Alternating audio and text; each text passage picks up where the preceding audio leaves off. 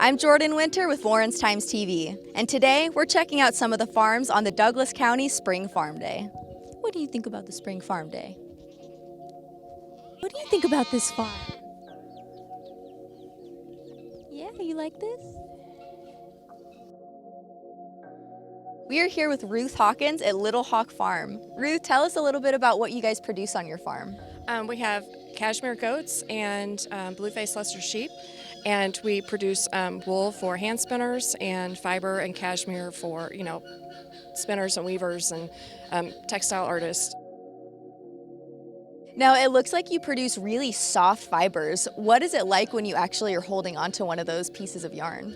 Cashmere comes off of a goat. A lot of people don't realize that. Angora comes off the rabbits that we have. So it is very, very fine. Some of them are qualified as cashmere, so you know that fineness of a product when you go to the store and you see that it's cashmere, you know that it's going to be soft. That is what our goal is here. The sheep do not produce as fine of wool as the cashmere and the Angora rabbits. It's long lock wool, and it's nice to blend with it. So if we need to blend for like yarn or something that needs a memory to it, like a knitter wants to knit a sweater with a pattern in it, the wool will add the memory to the product. We're excited to have people come out today and visit the farm, see the animals, but we just want to connect people with where their clothing comes from, where that fiber and wool comes from, with the animals that produce it. It's fun to watch people's faces, like, oh, well, that's what that is, so that's where that comes from. So it's a good way to educate. That's why we do this.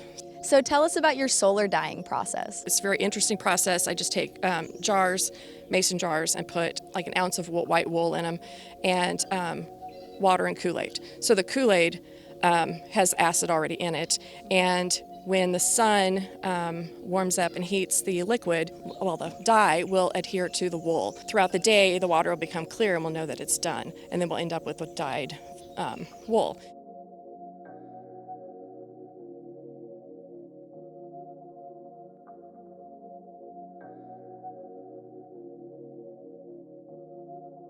We are here with Lori Trojan, the operator of Wild Ivy Herb Farm. Tell us a little bit about what you guys do.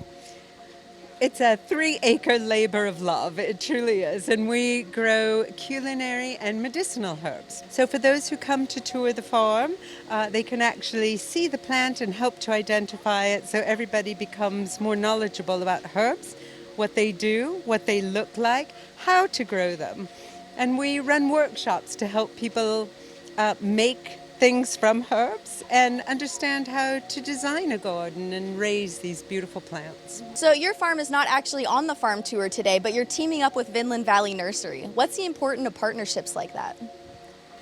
Partnerships between farms is so incredibly important that we support one another, we support local agriculture, especially a sustainable way of life, and to eat local, and to support local business as well as local farms. And this year, we are focusing on a farm-to-table attitude. So local growing, local food on your table. We are serving coffee and teas from the farm today at Vinland Valley Nursery. Now, what is your favorite herb and the properties that it has? Oh man, that's a great question. So I would say that my favorite herb is comfrey.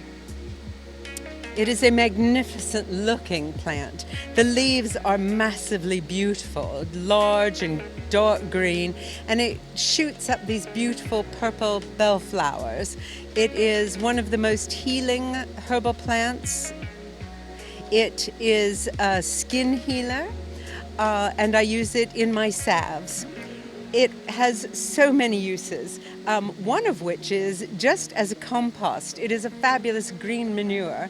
As it grows larger, you can cut it back, chop it, put it around your plants, and it will help to fertilize in an organic manner. There are so many uses for comfrey, and it's gorgeous. It can even be used in a landscape.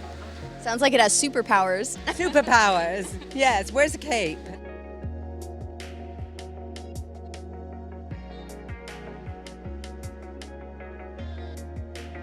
We are here with Amy Albright, the owner and operator of Vinland Valley Nursery. Thanks for joining us, Amy. Thanks for being here. So tell us a little bit about what you guys have on display today for the event.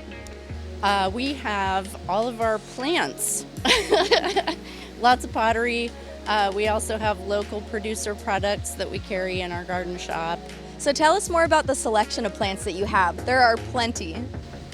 Well, we grow everything from tropicals to native perennials and trees and shrubs.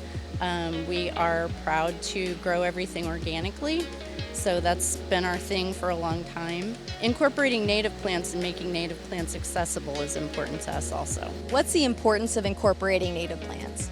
In addition to being beautiful, they're also useful to wildlife, and that's important to us. Now, tell me more about kind of the environment of local farms in Lawrence. What does it look like supporting each other and kind of building this ecosystem? People are very supportive in Lawrence and surrounding communities, and just sharing the information so that people know who we all are is helpful.